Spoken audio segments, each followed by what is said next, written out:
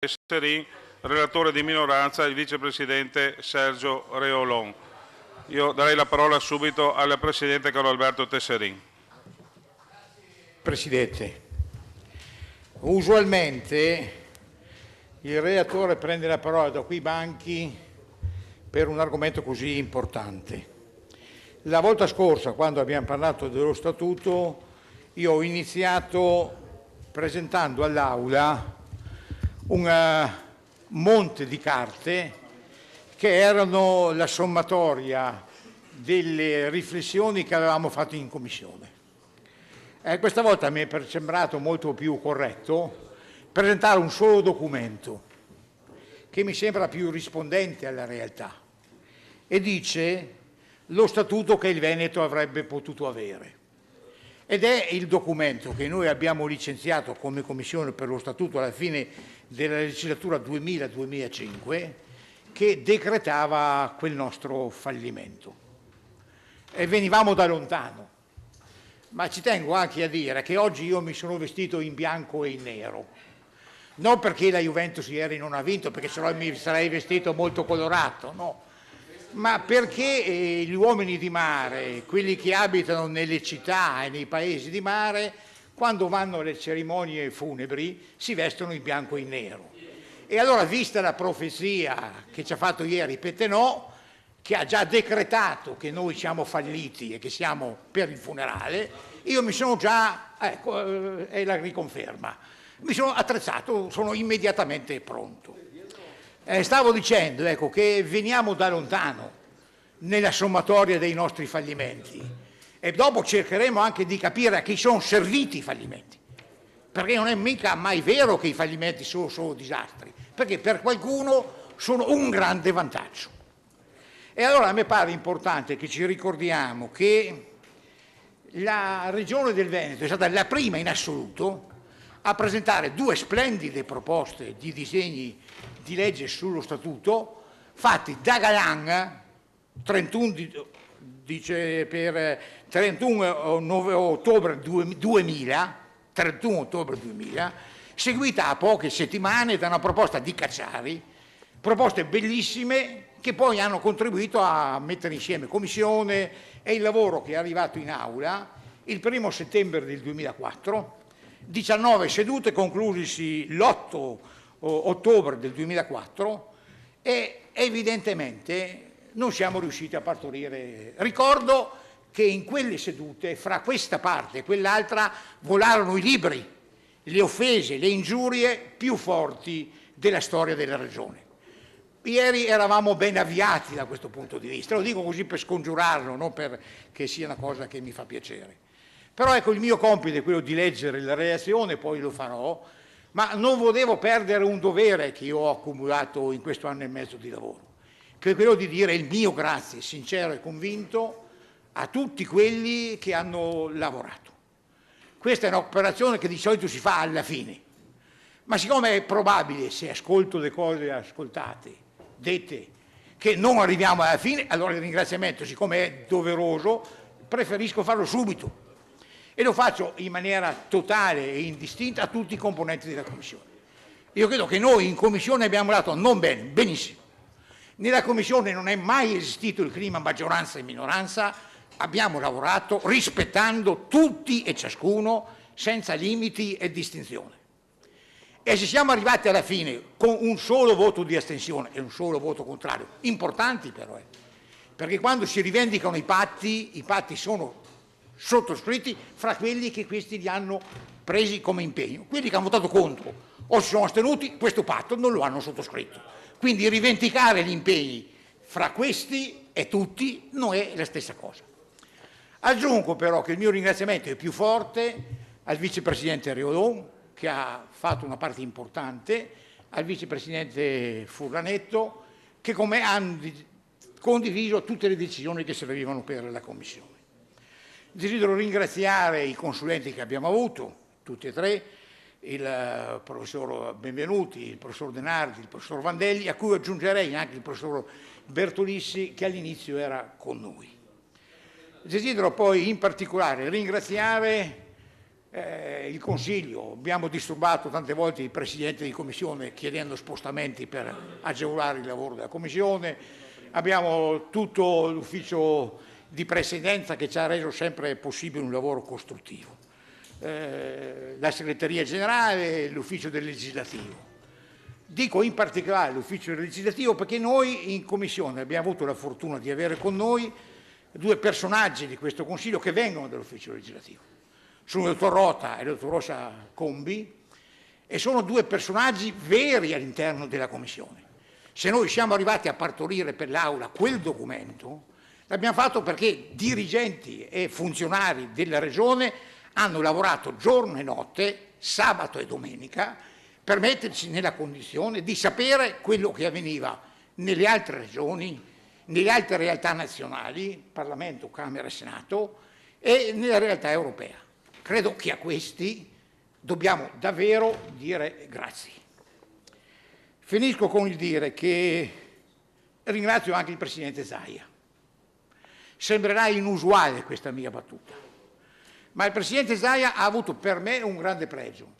Non si è mai ingerito dando indirizzi, obblighi alla Commissione. Noi abbiamo lavorato per il Consiglio, tenendo con presenza la posizione della Giunta, ma non abbiamo avuto diktat, non abbiamo avuto comunicazioni, forze. E questo che può sembrare una marginalità, invece secondo me è una forte gestione di rispetto.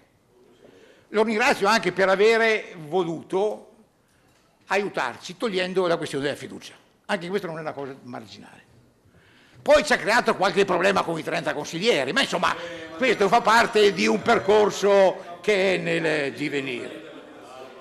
E finisco con il dire che a me sembra importante che registriamo gli oltre 10 anni di insuccesso.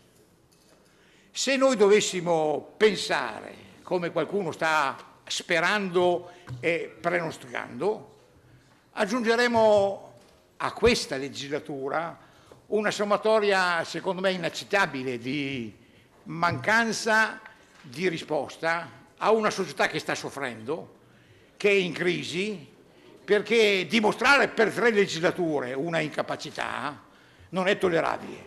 Può passare per una, può passare per 2, ma è veramente fuori del mondo che fosse la terza.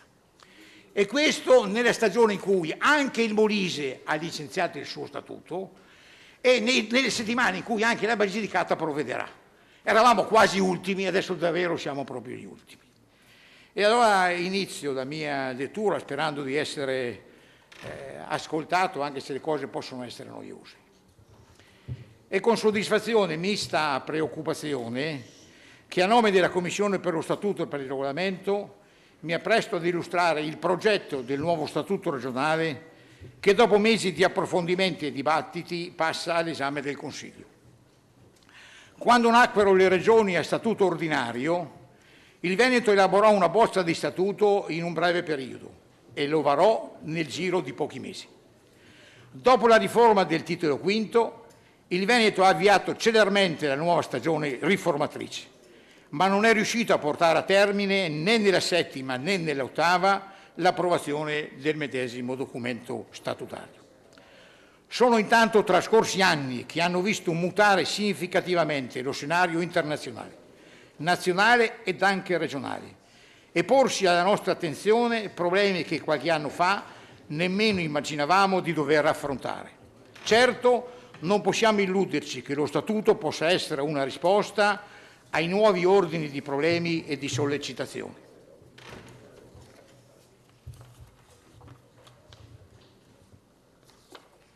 Eppure il nuovo Statuto non ignora il diverso contesto in cui è stato elaborato, dei mutamenti intervenuti di carattere economico, politico e sociale. La nuova proposta inevitabilmente ne reca traccia. Ed in effetti in molti punti è riconoscibile l'esito della riflessione intervenuta in seguito ad essi. Uno per tutto, l'azione dalla spesa e dall'aspetto finanziario delle leggi. La nuova proposta tiene conto delle analisi elaborate in questo arco di tempo. Penso all'attenzione per il risultato dell'azione amministrativa, per l'efficacia delle funzioni legislativa ed esecutiva, per il ruolo dell'opposizione, per la qualità della legislazione, per la valutazione delle politiche pubbliche, per la snellezza dell'apparato istituzionale e pubblico in generale. Il nuovo Statuto intende dunque fornire una cornice istituzionale al passo con i tempi per il lavoro che aspetta la Regione e tutto il sistema veneto per i prossimi anni. Una cornice che è il frutto della collaborazione ed anche del confronto aperto e stimolante che ha coinvolto tutti i gruppi politici rappresentanti nel Consiglio regionale. Nella nona legislatura sono state presentate 4 proposte di revisione statutaria, una di iniziative dei rappresentanti di gruppi consigliari di maggioranza e 3 di iniziativa di gruppi appartenenti alla minoranza, UDC, PD e Italia dei Valori. Tutte le proposte introducono elementi di novità rispetto allo Statuto vigente. A partire dalla fine del maggio del 2010 la Commissione ha esaminato le varie proposte presentate fino ad arrivare alla redazione di un unico testo. Sono state effettuate 40 sedute ufficiali ed almeno altrettante riunioni di gruppi di lavoro. Inoltre sono state preventivamente effettuate ampie consultazioni presso le sedi delle 7 province del Veneto, ascoltandone i soggetti rappresentativi, nonché dei sindaci dei capoluoghi di provincia. Sono orgoglioso di aggiungere costi zero, nessuna trasferta, nessun pranzo, nessun albergo pagato, zero nel conto di questa Commissione. L'esito di questo lavoro è un nuovo statuto per il Veneto, per i veneti e non solo per l'ente regione. Il Veneto è inteso quale regione autonoma, costituito dal popolo veneto e dai territori delle 7 province. Venezia è il suo capoluogo per l'importanza della sua storia e della sua cultura. La proposta si ispira ai principi di responsabilità, lealtà costituzionale, buona fede, efficienza, autonomia locale ed operosità per il bene comune. Si apre con una riaffermazione dell'autonomia della Regione che ha profonde radici nei valori di libertà e autogoverno sui quali si fonda la Repubblica Italiana nel quadro dei principi costituzionali ed europei. L'autogoverno del popolo veneto discende dalla sua storia che ne ha formato l'identità peculiare, nel rispetto delle singole comunità che la compongono e delle minoranze presenti nel territorio. L'autonomia del Veneto è rivendicata a chiare lettere e declinata ai sensi dell'articolo 3 in autonomia legislativa, regolamentare, amministrativa e finanziaria. Altrettanto chiaramente è enunciata la garanzia dell'autonomia degli enti locali. Essa è valorizzata sulla base del principio di sussidiarietà in un rinnovato rapporto di collaborazione, fornendo risposta in modo dinamico, efficace e tempestivo alla domanda di partecipazione della comunità regionale. D'altro canto il Veneto si proietta nell'area europea ed internazionale. Sono infatti profondamente mutate le dinamiche sociali, economiche e produttive rispetto a 40 anni fa. La proposta prevede dunque sia il coordinamento con l'ordinamento internazionale e soprattutto europeo, sia la partecipazione attiva delle regioni alla determinazione delle politiche dell'Unione Europea, intervenendo nelle decisioni dirette alla formazione degli atti normativi europei o collaborando con Stati o enti territoriali di altri Stati, oltre che con altre regioni italiane. La proposta di nuovo Statuto riassume in 2 articoli il quadro valoriale, che costituisce il comune denominatore nel quale tutte le forze politiche si riconoscono. Con alcune specifiche disposizioni è data particolare evidenza ad alcuni principi generali, in prospettiva volti ad improntare i rapporti tra il sistema amministrativo regionale e i cittadini. Ha dunque rilievo il principio di responsabilità, declinato in vario modo in successive norme, anche con specifico riferimento al patrimonio culturale ed ambientale, che deve essere conservato integro per le generazioni future, o al dovere di ogni generazione di risolvere la propria condizione senza ipotecare le successive e dunque facendo fronte ad ogni nuova spesa con una riduzione di altra spesa o con una nuova entrata attuale ed effettiva.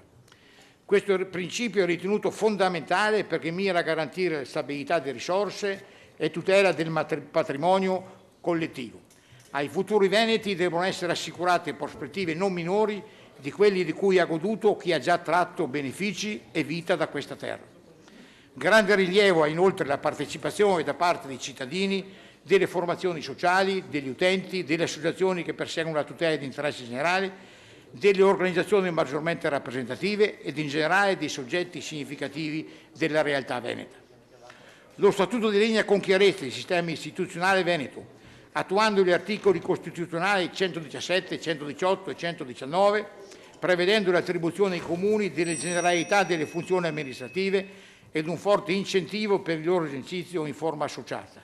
Il ruolo delle province è delimitato alle funzioni che necessitano di un esercizio unitario a livello provinciale. La Regione infine avrà soltanto le funzioni riservate ad essa con legge.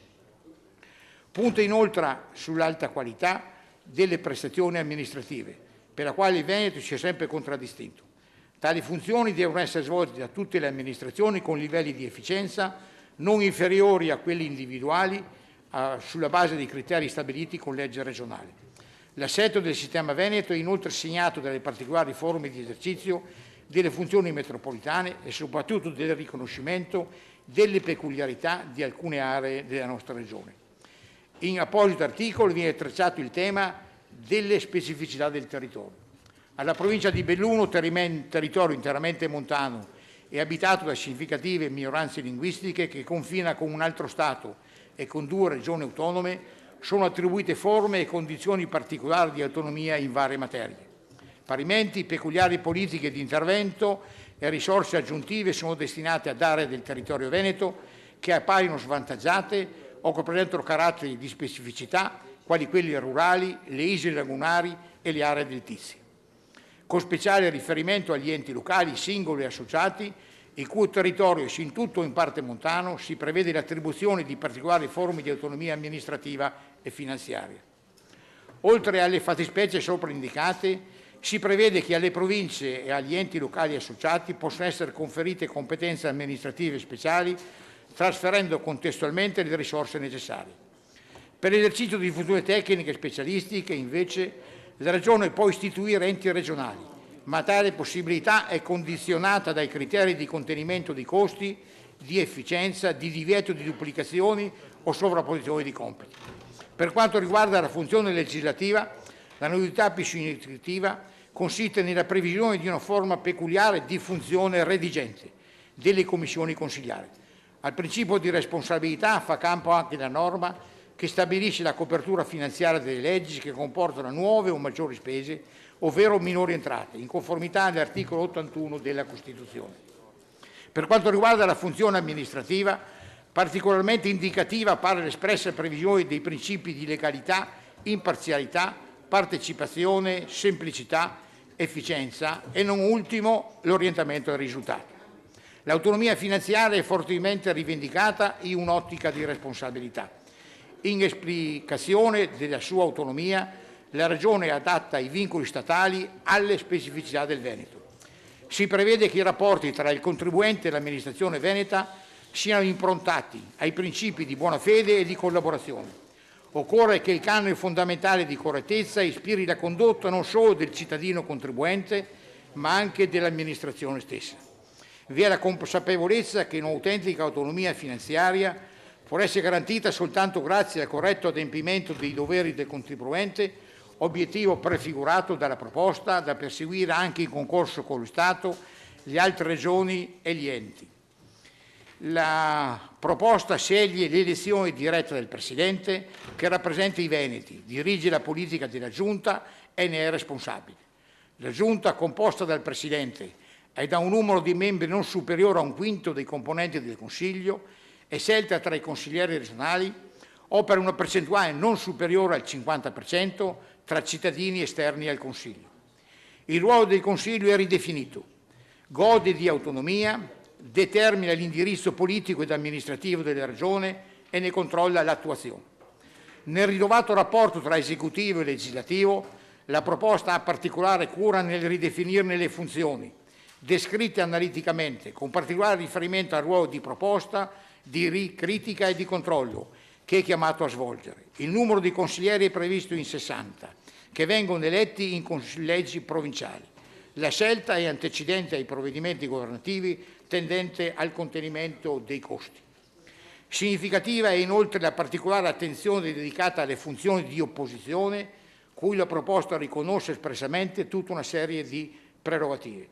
L'organizzazione degli uffici e delle strutture regionali dovrà ispirarsi a criteri di flessibilità, coordinamento e programmazione, introducendo meccanismi di controllo interno e un'ottica di amministrazione del risultato e la valutazione degli effetti prodotti. Il testo di questa proposta di nuovo statuto tiene dunque conto del dibattito in corso in questi ultimi anni, anche in seguito all'approvazione di altri statuti. La storia di questa regione avrebbe portato la Commissione ad osare di più, a rivendicare con voce chiara un'autonomia che essa si è conquistata con decenni di buon governo e di lavoro. Essa tuttavia non ha potuto non tener conto delle esperienze statutarie maturate in questi anni, soprattutto della giurisprudenza costituzionale, che sentenza dopo sentenza non ha particolarmente valorizzato l'autonomia regionale. Ecco allora che la Commissione ha scelto una via forse meno ardimentosa, ma senz'altro più programmatica. Rivendicare ed occupare gli spazi di autonomia che l'ordinamento, così come interpretato dalla giurisprudenza costituzionale, oggi le consente di occupare. Il lavoro in questo modo presenta alcuni tratti originali rispetto ad esperienze precedenti. Partendo dalla riaffermazione dell'autonomia delle regioni, rivendica la possibilità, anzi la necessità, per la Regione di disegnare certi tratti fondamentali, certi elementi di primaria importanza per i cittadini veneti, la cui individuazione non può essere delegata ad altre istituzioni. Spetta ora a tutti noi farci carico della difficile situazione in cui la Regione, il Paese e la comunità internazionale versano. Spetta a tutti, cittadini ed istituzioni, perché possiamo e dobbiamo realmente, di cui dobbiamo e possiamo davvero farci carico. Ritengo che dobbiamo lavorare per una migliore organizzazione del sistema pubblico e per una maggiore efficienza del suo operato amministrativo. Con grande umiltà, ma altrettanta convinzione, ritengo che la presente proposta rappresenti la sintesi di un lungo sforzo collettivo che ha impegnato tutte le forze politiche a dare una risposta onesta a questi problemi. Non valuto che con questo statuto cambieremo la realtà delle cose. Dico però che con la sua approvazione avremo la possibilità di contribuire al suo cambiamento. E se dunque abbiamo questa possibilità, grava su di noi pure la responsabilità che ne consegue. La proposta ha avuto il voto di astensione del collega Pettenò e il voto di approvazione di tutte le altre forze politiche. Vorrei aggiungere alla reazione una mia valutazione che parte dalla considerazione di chi siamo noi oggi qui. Noi, ognuno di noi, almeno per la stragrande maggioranza di noi, siamo qui perché i cittadini del Veneto, gli uomini e le donne del Veneto, hanno voluto scrivere il nostro nome e cognome scegliendolo tra centinaia di altri candidati. Ci hanno dato un consenso ed una grandissima responsabilità. Ed è vero quello che il collega Pettenò mi dice sempre. Pensi tu che se io vado alla Pansa che gli spiego che avendo fatto lo statuto risolvo i suoi problemi, pensi che sarà così? Certamente ha ragione lui, non è vero. Non si accorgeranno se avremo fatto o no lo statuto. Però viviamo in una stagione in cui a noi è chiesto di assumerci fino in fondo le nostre responsabilità. È una stagione diversa dalle altre. Non siamo come nel 2000, quando la proposta di Galan serviva a fare i duelli di Sciabola con l'Oriero. Non siamo nel 2004, quando potevamo fallire ed era di rilevanza marginale. Oggi la società ci guarda perché pretende che all'interno di questa crisi sappiamo dimostrare che questa istituzione sa fare il suo ruolo che abbiamo dimenticato di esercitare, ruolo che negli ultimi mesi, negli ultimi anni non raggiunge gli obiettivi a cui la società la chiama. Se questa regione oggi riesce a competere con le migliori regioni del mondo, se questa è la regione che più di ogni altra dopo la guerra è diventata importante, lo deve alla sua gente, al suo popolo. Se noi fallissimo risponderemo negativamente a un dato ineludibile. Vorrei ricordare i dati della Lombardia quando ha licenziato il suo statuto. È andata in aula l'11 marzo del 2008. È rimasta in aula il giorno 11, il giorno 12 e il giorno 13. Ha consumato 16 ore e 47 minuti. Hanno votato sì 61, si sono astenuti 9, non ha partecipato al voto 1, hanno votato in 71 su 80. Significa che non era uno statuto approvato all'unanimità. Significa che anche loro avevano posizioni diverse e anche fortemente diverse, ma hanno risposto alla loro responsabilità licenziando il loro statuto della prima regione d'Italia in 3 giorni. Noi in 1 anno e mezzo ieri abbiamo dimostrato il contrario delle responsabilità.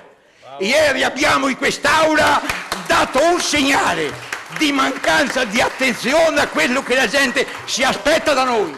E se noi dovessimo chiudere non acquisendo tutto quello che sta all'interno di questo e dovessimo pensare che 10 consiglieri in più o in meno determineranno il nostro favorevole o contrario voto, diremmo la negazione del compito che abbiamo. Avremmo risposto ai cittadini che hanno scritto il loro volontà e il nostro nome su quella scheda, hanno sicuramente voluto darci una responsabilità. Noi abbiamo il dovere di rispondere a questa responsabilità e io so che ciascuno di noi, ognuno di noi che è stato parte del lavoro che abbiamo fatto, sapranno con il lavoro delle prossime ore, dei prossimi giorni, dare al Veneto lo statuto che si merita. Auguri di buon lavoro.